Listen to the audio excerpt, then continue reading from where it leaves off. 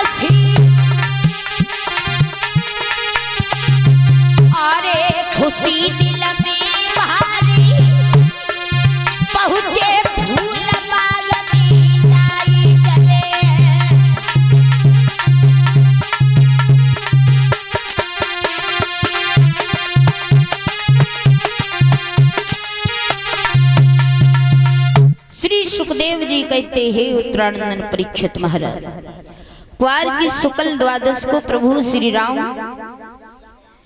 जनक के यहाँ चले और इधर क्वार की पूर्णमासी वाले दिन अवधपुर में अवधपुरवासी जब जनकपुर में पहुंच गए, जनकपुर के फूल बाग में जब बैठे प्रभु श्री राम गुरु विश्वामित्र के साथ में गुरु के चरणों को दबाते जा रहे हैं, साथ में भैया लक्ष्मण है। गुरु विश्वामित्र ने कहा बेटा राम पूजा का समय होने जा रहा है, पूजा के लिए फूल तोड़ करके ले आओ। उसी समय प्रभु श्री राम अपने भैया लक्ष्मण को साथ लेकर के फूल तोड़ने के लिए चले और जब बगिया में जाकर के पहुंचे हैं कि आज्ञा पाए के श्री राम चले और पहुंचे विदेह फुलवारी में, रईता था जहां बसंत खड़ा कुंजों की पहिरेदारी में। आज्ञा पाकर भगवान श्री राम वहीं पहुंचे जहां पर जनक का फूल बाग है, सुंदर सा सरोवर है, बाग के बीच में सुंदर सुंदर फूल खिले हैं, फुलवारियां महक रही हैं। उसी सरोवर के पास एक मंदिर है जिसमें गिरजा माँ की मूर्ति पधारी हुई है। उसकी शोभा को प्रभु श्री राम ने देखा, देखते ही रह गए, सोचने लगे वाह जी वाह, बड़ा सुंदर मंदिर है, बड़ा सुंदर बगिया है, बड़ा सुंदर सरोवर है, ऐसा मन कर रहा है ऐसे ही देखते रहे।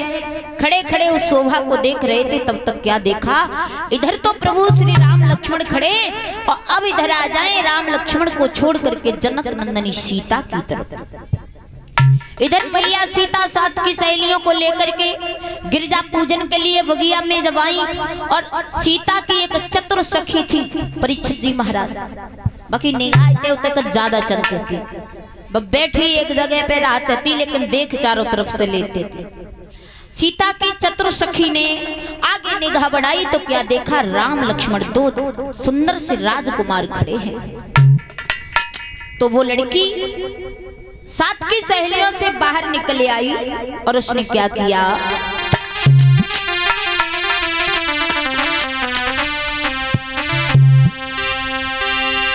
खीतले सखियन को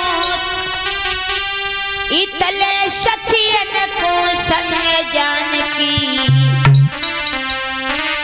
और फूल बाग में आई और इत बगिया के बीच में बैठे राम लखन दो भाई।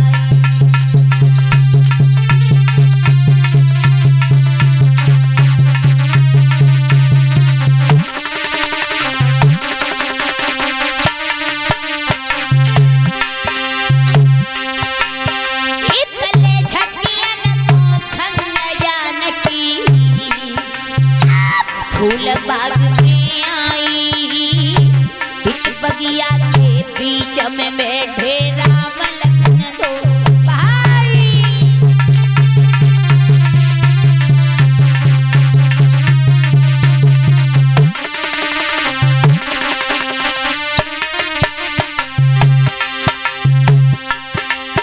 एक चतुर सहेली सीता जी, एक चतुर सहेली सीता जी की देखो राम पास ढिंग आई, और देखी सुंदर बदन राम को रही गई नजरी घुमाई।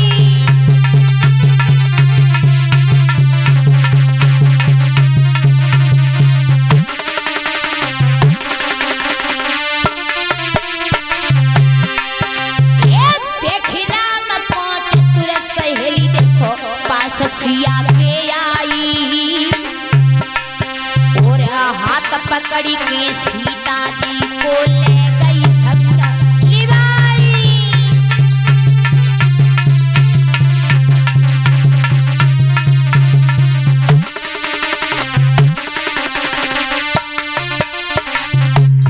आज मेरे भगवत श्रोता, मैया सीता गिरजा पूजन के लिए गई, साथ की सहेली ने प्रभु श्री राम लक्ष्मण को देख लिया, सोचने लगी बड़े सुंदर राजकुमार है, ऐसा लग रहा है भगवान स्वयं ही आ गए हो बगिया में।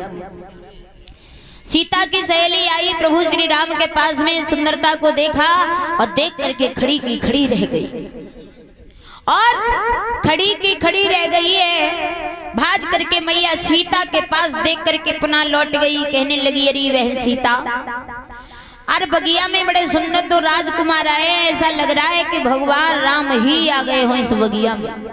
अगर तुम्हें विश्वास ना हो तो हमारे साथ चल करके देख लो। आज मेरी माता उसी समय सीता की चतुर सहेली मैया सीता का हाथ पकड़ करके वहीं बगिया में ले गई जहां राम और लक्ष्मण खड़े हैं। बहुत ही सुंदर है, भगवान की छवि का वर्णन हम अपने मुख से क्यों कैसे कर पाएंगे, हमारे मुख में हमारी जिह्वा में इतनी ताकत नहीं है। इतने सुंदर है प्रभु श्री राम। मैया सीता वहीं पर पहुंच गई जहां प्रभु श्री राम लक्ष्मण खड़े हैं। इधर मैया सीता खड़ी हो गई है, इधर प्रभु श्री राम खड़े हैं, और सीता की नजर भगवान राम के ऊपर गई, राम की नजर सीता के ऊपर गई। एक दूसरे को जैसे ही देखा टकटकी बांध करके देखने लगे और सोचने लगे वाजी वाह बड़ा सुंदर है राजकुमार। मैया सीता सोचने लगी बहुत सुंदर राजकुमार है। अब सीता मन ही मन में विचार कर रही है, भगवान अगर हमारा ब्याह हो तो ऐसे ही सुंदर लड़का से होवे, ऐसे ही सुंदर लड़का से हो। अब प्रभु श्री राम ने सीता को देखा, देखते ही रह गए, सोचने लगे वाजी वाह बड़ी सुंदर लड़की है, बहुत सुंदर है मैया सीता। भगवान राम उनकी छवि को खड़े खड़े निहार रहे हैं। वो दशा हो गई राम और सीता की, वो दशा हो गई राम और सीता की। राम और सीता प्रेम की डोरी में दोनों बंध चुके हैं कि बंध गए प्रेम की डोरी में, और चित चोर आप चित चोर हुए। और सीता की सूरत जब देखी तो राघव के नैन चकोर हुए। जैसे ही मैया सीता की सूरत को देखा, सुंदरता को देखा, भगवान राम देखते ही रह गए, मन ही मन में सोचने लगे बड़ी सुंदर भगवान ने फुर्सत में बनाई है, कितनी सुंदर लग रही है। आज खड़े खड़े एक दूसरे को टकटकी बांध करके देख रहे हैं, एक दूसरे को टकटकी बांध करके देख रहे हैं। श्री सुखदेव जी कहते हैं उत्तरानंद परीक्षित महाराज, वो दशा हो गई भगवान राम और सीता की जैसे एक चोर चोरी करने जाए परीक्षित जी, और चोर अगर चोरी करवे जाए और रात में अगर वो पकड़ हो जाए, और पकड़ के अगर वही पिटाई चाहे कितनी लगाई जाए, चाहे सब जूता चप्पलन से फोड़ हो जाए, लेकिन उसकी पत्नी खुल करके रो नहीं पाएगी। क्यों? क्योंकि अगर रोएगी तो फिर चोरी खुल जाएगी, पता लग जाएगा, बदनामी बहुत होगी। तो एक चोर की भांति की दशा हो गई मैया सीता और प्रभु श्री राम की। श्री सुखदेव जी कहते हैं उत्तरानंद परीक्षित महाराज, जैसे कि एक गूंगा को अगर मीठा आम ला करके खिला दो परीक्षित जी, और मीठा आम खिलाने के बाद उससे पूछो कि यह मीठा है या खट्टा, तो वो स्वाद ही नहीं बता पाएगा क्योंकि वो गूंगा है। तो उसी तरह से गूंगे की भांति की दशा हो गई मैया सीता प्रभु श्री राम की। एक दूसरे को देख तो रहे हैं खड़े खड़े, पर एक दूसरे से कोई कुछ बोल नहीं पा रहा है, कोई कुछ कह नहीं पा रहा है, चुपचाप खड़े, इधर उधर बिल्कुल निगाह नहीं, सीधी एक दूसरे की तरफ निगाह है, देख रहे हैं। इधर धीरे धीरे समय व्यतीत हुआ है। लक्ष्मण ने प्रभु श्री राम से कहा, भैया बहुत समय हो गया, गुरुदेव इंतजार कर रहे होंगे फूलों का, ऐसा करो फूल तोड़ो चलो। उसी समय भगवान राम ने फूल तोड़े हैं, लक्ष्मण के साथ चलने लगे हैं। सीता से सहेलियों ने कहा, वह सीता समय बहुत हो गया, माता पिता इंतजार कर रहे होंगे, अब ऐसा करो पूजा करो और जल्दी घर चलो। गिरजा माँ के मंदिर में मैया सीता गई, जाकर के पूजा की, आरती उतारी और मन ही मन माँ गिरजा से प्रार्थना की है, माँ हमने जो अभी एक सुंदर सा राजकुमार देखा था, ऐसे ही सुंदर राजकुमार के साथ में हमारा विवाह हो। उस माँ गिरजा की मूर्ति से आवाज आई है, हे बेटी सीता, तुम जिसे अपने दिल से चाहोगी उसी के हाथों से धनुष टूट टूट करके खंड खंड होकर के जमीन पर गिर जाएगा, और जिसे तुम चाहोगी उसी के साथ में तुम्हारा विवाह हो जाएगा। आज मेरे भक्तजनों, मैया गिरजा ने वरदान दे दिया मैया सीता को, वरदान लेकर के मैया सीता आज वहां से चली है। इधर भगवान राम लक्ष्मण की विश्वामित्र के पास आ गए, इधर सीता भी अपने घर में महलों में आ गई है। अब इधर महाराज जनक ने जब जाना है कि विश्वामित्र मेरे बगिया में आ चुके हैं, तो उसी समय महाराज जनक ने स्वागत सम्मान के साथ विश्वामित्र को अपने महलों में, अपने दरबार में बुलाया।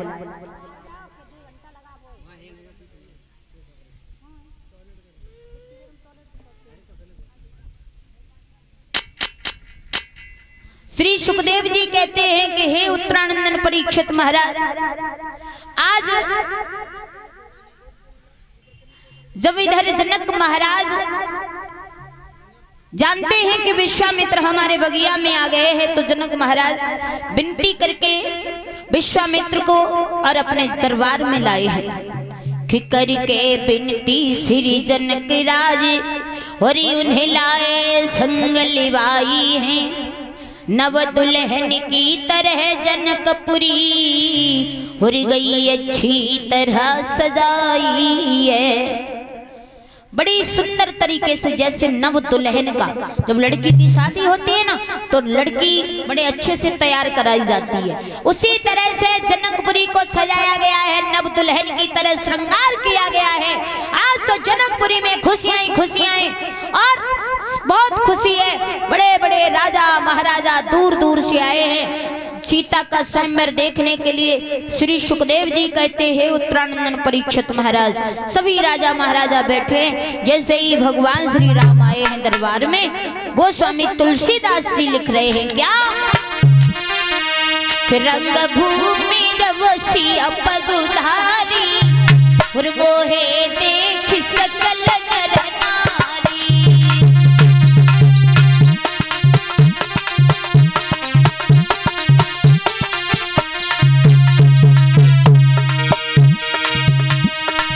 रंग भूमि जब सिया पगुधारी मोहे देख सकल नर नारी, मोहे देख सकल नर नारी।